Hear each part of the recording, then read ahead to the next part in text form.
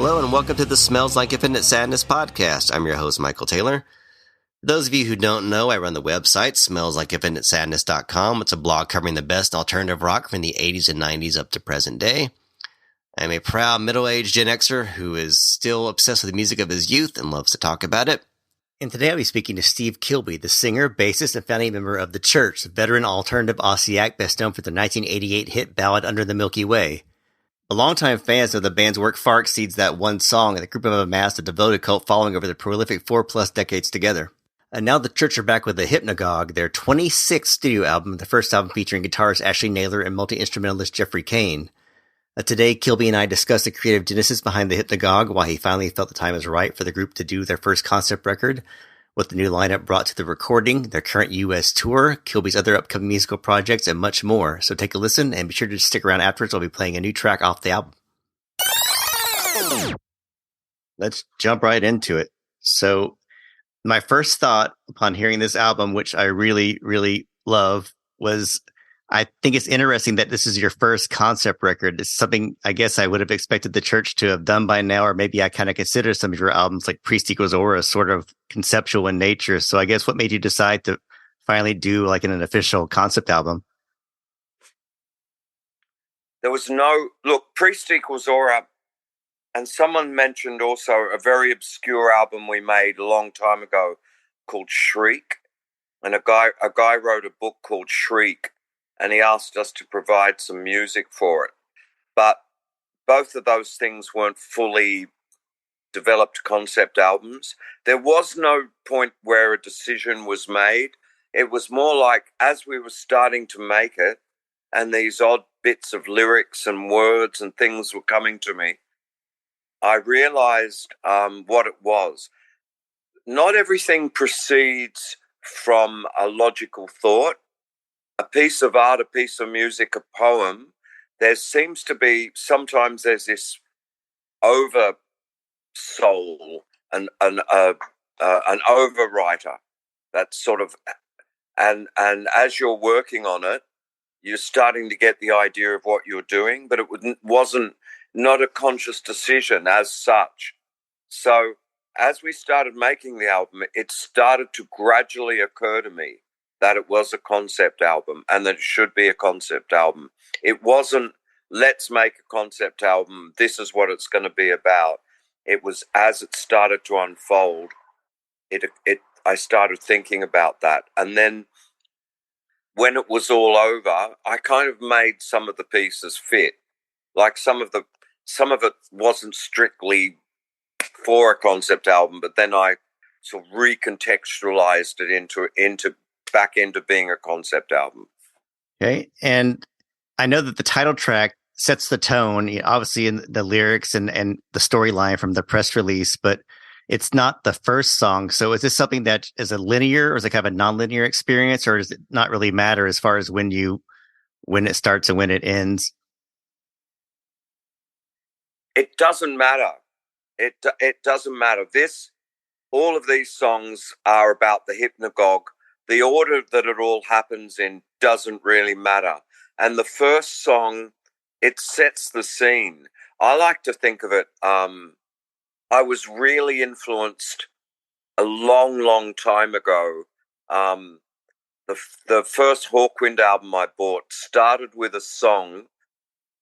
The first Hawkwind album I bought was called In Search of Space. And the first song sounded to me, it's about a 17-minute song. It sounds like a machine getting itself together to take off. It just starts off with all this electronic, and then it starts pulsating, and then the machine eventually lifts off, and the spaceship Hawkwind sort of leaves Earth and takes flight.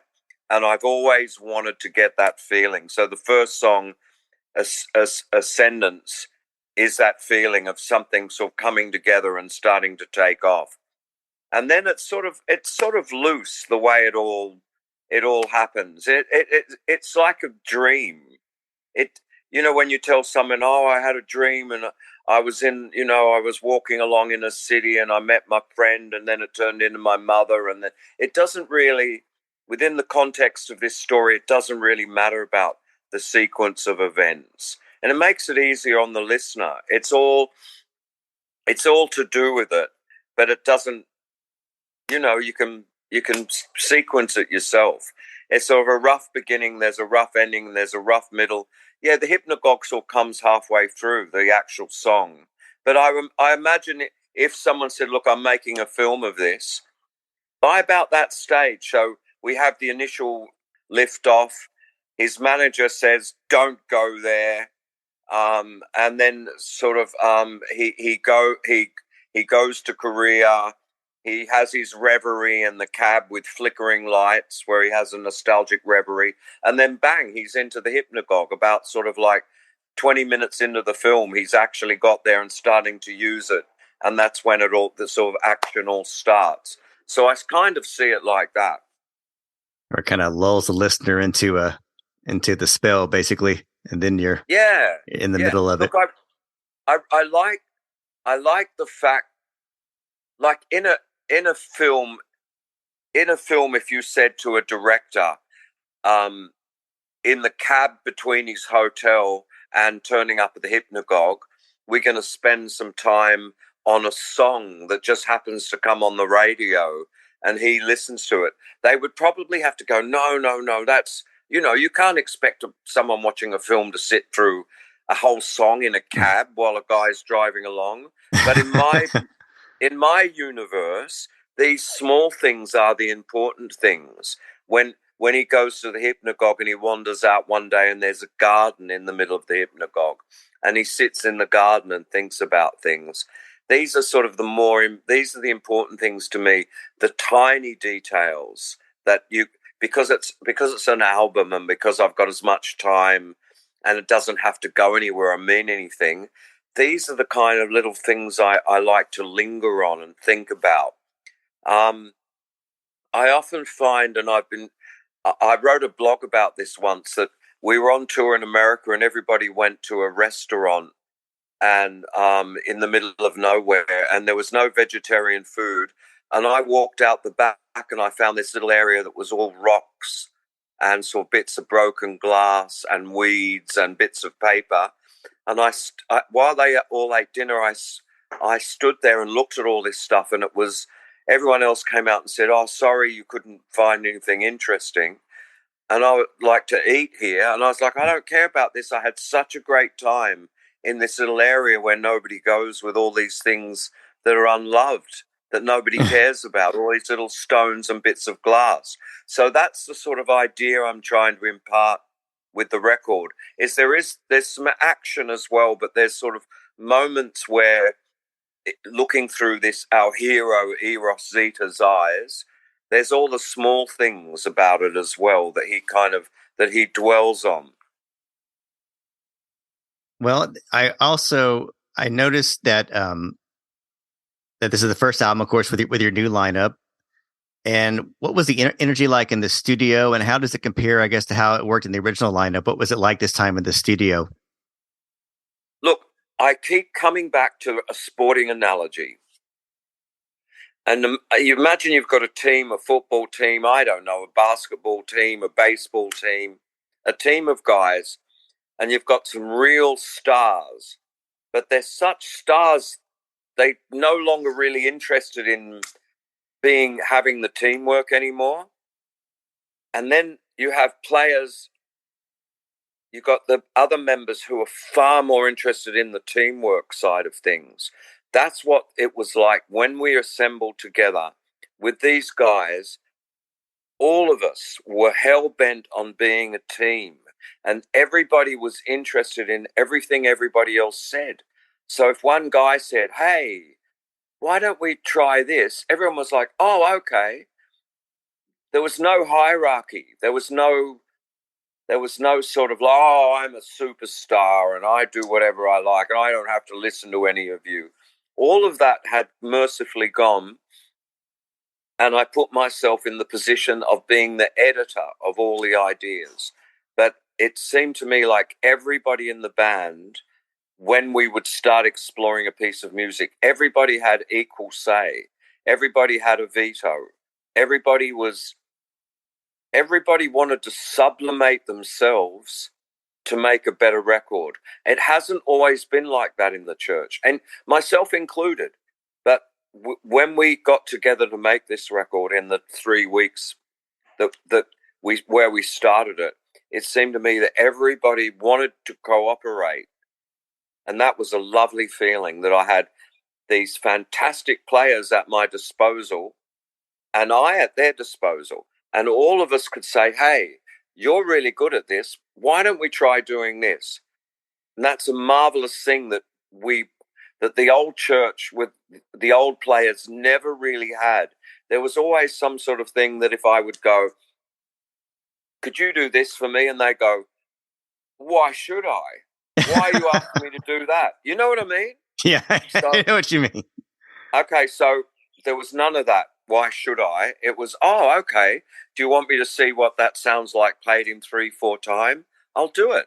And then we would all listen and go, oh, okay, that worked. Or no, that didn't work. And then it's very important to have a modus operandi when things don't work, that you can say to a player, I'm sorry, that didn't work for whatever reason. I don't, and everyone goes, okay, let's just leave it. Sometimes in the old band, just the act of saying that didn't work meant someone would be angry and sulky. Look, I'm including myself in all of that as well. With this band, we somehow, with the personalities, we started off with a clean slate where we could say yay or nay, and no one took it personal. And I guess that's why I notice on the credits where everyone is credited equally, there's no, this song is written by so and so, which is it's all performed by the church. Was that a conscious thing to say that? Yeah. And not only that, but the instrumental playing. Everybody shared instruments. Everybody had a crack at every fucking instrument. Anyone was allowed to play the piano. Anyone was allowed to play guitar. Hey, you want to play bass guitar? Take it away from me. I don't fucking care. It's like, so there was sharing. Some of the songs are more one player than another. Like the Hypnogogue song is totally Jeffrey. Jeffrey came up with that piece of music, and then sort of used bits and pieces from all the other players. But Jeffrey put that song together. No Other You is me, and with a bit of Ash. C'est la vie is Ian.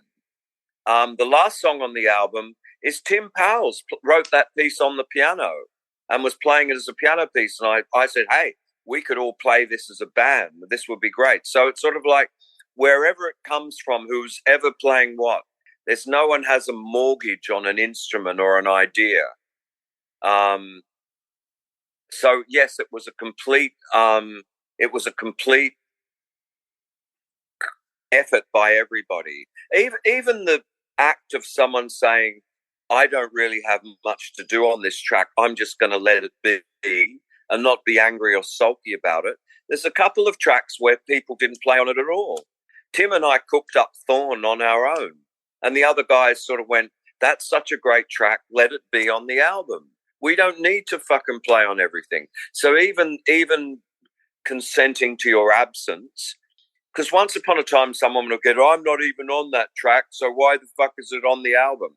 But it wasn't like that either. So it was a completely open-minded attitude from everybody that really, I think, really made it work. And when you go and see an orchestra, the violinists and the French horns aren't arguing. Like the violinists aren't going, we're playing, more than the French horns. And the French horn players goes, I only just come in this one bit and go, boo, boo. It's like everybody found what was necessary and did it. And it felt to me like egos were completely left out of the equation. And if you have an ensemble, if you have a team of people all trying to do something together, egos can really get in the way of that.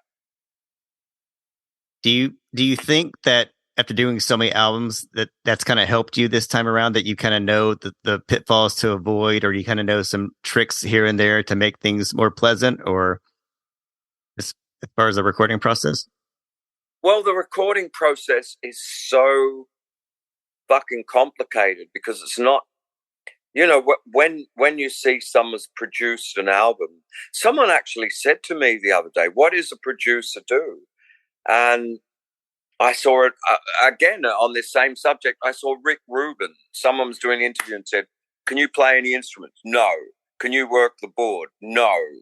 Well, what do you do? And he said, well, I tell them if they're doing something good or if they're doing something bad.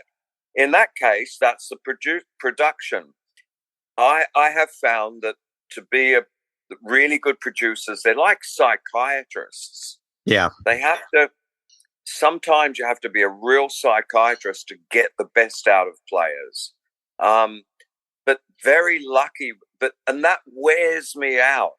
That used to wear me out when I knew so-and-so could really do a good performance, but I had to figure out a way of coaxing it out of him and make him believe, come on, please. I don't know, please, just give it. Oh, yeah, but I know. That sort of stopped with this album somehow. And it might not, if there is another album, that doesn't mean it will be that way next time either. But with this album, when it was like, hey, can you try just going on your guitar? They would go, yes, I will try that, because I know we're all trying to do the same thing. When you take all that psychiatry out of it, it sort of makes things so much easier. I used to be so worn out with the old guys sometimes having to think up a way to get them to do what I wanted to do, that by the time they were doing it, I couldn't be bothered anymore, because it was sort of like, it's like I found this when I had children. You take them on a walk, and halfway through the walk, they go, we don't want to walk anymore. Yes, and then yes. You've got to, I had to think, two sets of twins. You had to think of a reason to get the little bastards to keep walking. You know what I mean? I have a daughter. I understand. So I didn't have to do that with this record. Everybody knew, and that's why it's sort of has this easy feeling to it, a pleasant feeling, because there were no screaming matches, there were no tears, there were no one was like using leverage over someone else to get them to do it. Everybody was take me and use me to create this record that we want to make. And I think you can hear the fruits of that. And I want to go back to No Other You, because that's my favorite song off the new album. And mine too, I think. Yeah. I love it. So that riff was all you? The guitar riff was no, not the guitar riff. I sat down and I wrote the piece of music, the chord progression, and I had the chords, and Ash Naylor was there as well with me, and he was saying yeah. And then when the band came in, everybody found the riffs that they wanted to play. So no, I didn't write those riffs. I just wrote the chords and the words, and then they came in. And something marvelous is happening on this record, that with all the things the church has done before, something that we never really touched on, and it really happened a lot. One fantastic example of it is Lou Reed's Rock and Roll Animal record, where the two guitarists play these like what cellos and violins would do. As the chords progress, they play these harmony lines from, do you know what I mean? So things go da da da da da da da da da da da, and there's this structural that started happening on this record. It never has happened in the church before. We explored millions and millions of guitar things, and the other guitarists had millions of things going on, but we never. And then on that song, on No Other You, that comes to fruition in the most, I think, delightful way. The guitarists playing like a string section together. There's the lead line over the top, but when it comes into the chorus, the two Ian and Jeffrey on their guitars, they play these supporting lines in harmony with each other. I guess heavy metal bands and stuff do that a lot as well. It's sort of like, it's something we haven't really touched on, and I'm really excited by it. And we've been recontextualizing a bit some old songs. We did a show last night, and that's starting to come into other songs. And it's really a marvelous orchestral device that I don't think a lot of people have ever really sort of used. Well, not as much as it could be. So I'm really excited by the possibilities of that.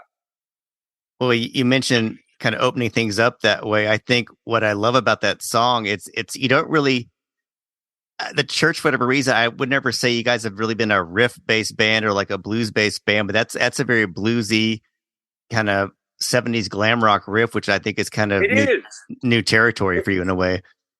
It totally is. It totally is. It's riffs. It's glam rock. It's like I feel like there's two reasons why I'm allowing this into the church. Once upon a time, I wouldn't have let that happen. But I feel like, first of all, if nobody else is, I feel like I'm really living in a postmodern age where now, and I'm old and I'm experienced, I've been a musician forever, and now everything is open for plunder to me. There's no more, this is hip, that isn't hip, you can't do this, you can do this. It's like at my age and after all the stuff I've done, I can plunder any period of music I fucking like. And I love glam rock, and I love the 70s, and I love Mick Ronson, and I love David Bowie. If I write a song and it turns into David Bowie and Mick Ronson, let it be. Secondly, it's the Hypnogogue. There's a machine pulling music straight out of people's heads. It's all mixed up. It pulls out whatever it likes. So with those two ideas, I'm allowing myself. And like David Bowie ain't around to write that song, and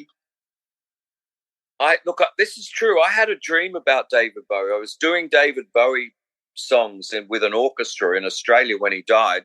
And I had a dream, and he appeared in my dream. And I said, I really feel guilty about singing your songs.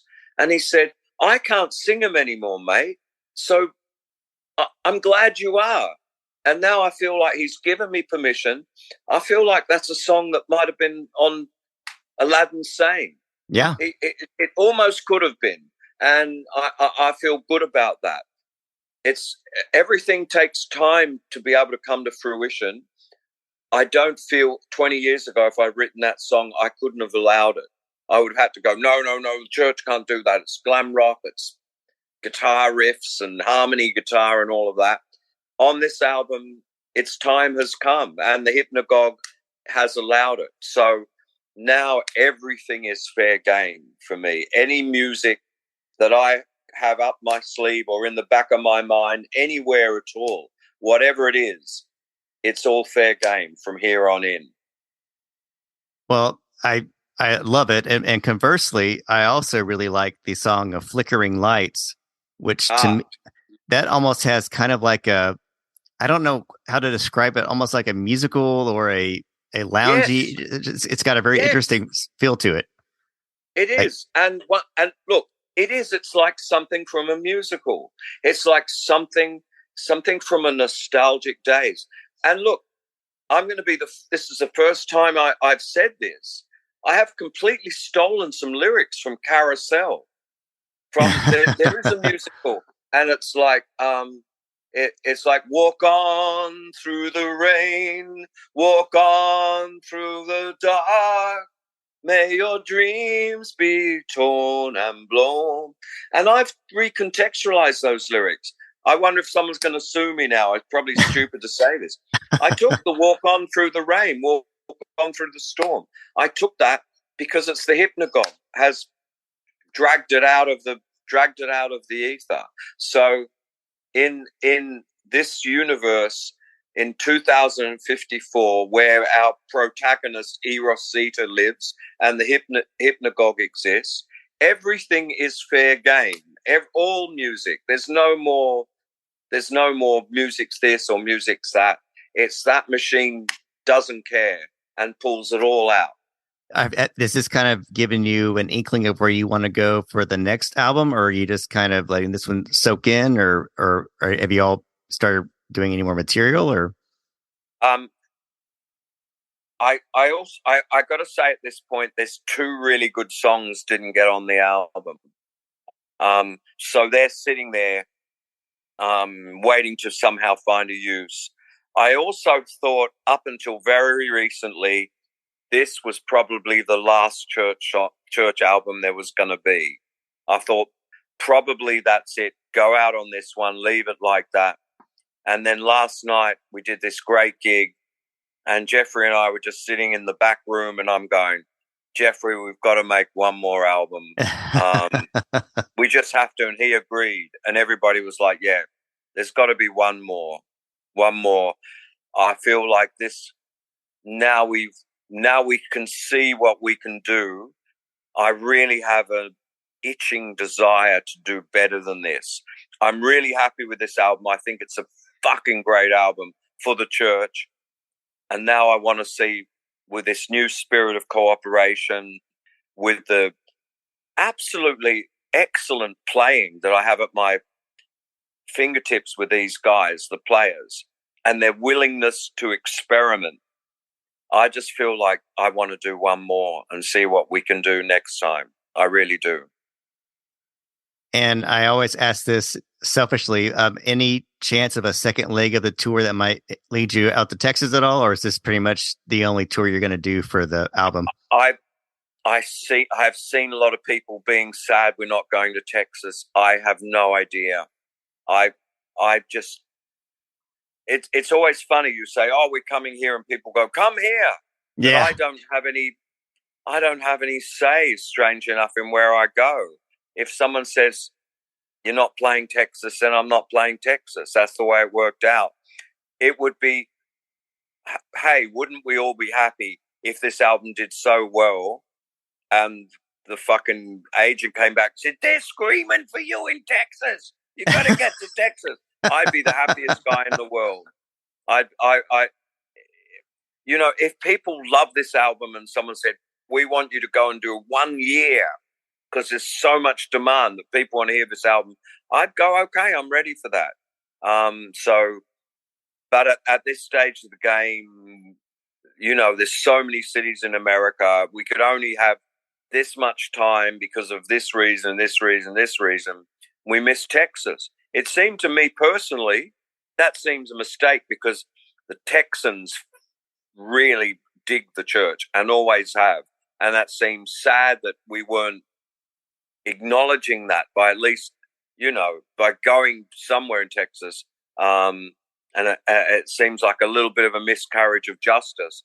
But I can't really go and argue with someone because he would have said, well, the bus had to go here and you had to do that. And this guy offered this and that wasn't available. And then I go, oh, I wish I hadn't asked. But yes, it would be fantastic to come to Texas. Yes, totally noted. Dallas, Houston, and Austin are always three of our best shows. So, yes, I hope we do get... Where are you? I'm in Austin. Okay. I mean, that's one of the hippest cities in America.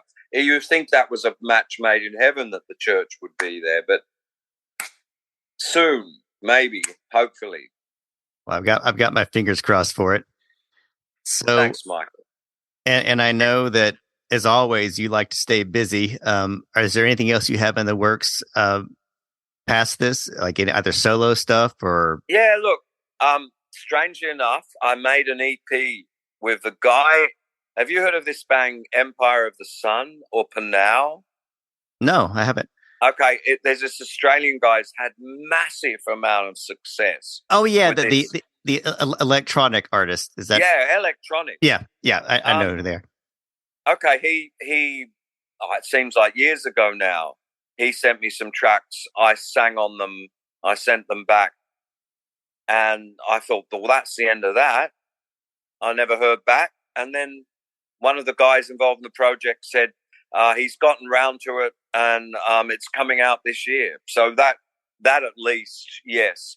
Also, I'm a few years back, I made one of my very favorite albums I ever made with an Irish guitarist. And the album's called The Speed of the Stars. Very hard to find. You probably can't find a physical copy. It's on iTunes. It's a really beautiful, spiritual, gorgeous music. The way this guy plays guitar like an orchestra. He and I and our drummer Barton and a new component, an Australian musician called Hugo Race. We're going into an album in Italy after the American tour. An album, a recording studio that's floating on a lake, and we're going there to make another Speed of the Stars album. So that's coming up as well. That's very, very cool. It sounds like a cool experience getting to record out there. It sounds like I reckon it will be, yeah. Sounds pretty great. Well, thank you, Steve. It's always a pleasure talking to you, and good luck with the tour and the album. And I've got a review up already, so I can send that to you. And then, just thanks as always for chatting with me. It's always a pleasure. Thank you, Michael. See you soon. A big thanks to Steve for taking time out today for this interview. This is the fourth time we've chatted together, and I always love picking his brain. As promised, I'm playing a new track off the album. It's the aforementioned There Is No Other You. It's a fantastic song that I think you're really going to love, as I do think you're going to love the entire album, which you can purchase on the band's website at thechurchband.net. So without further ado, here's the new song. Take a listen, enjoy, and until next time, stay safe and stay sane.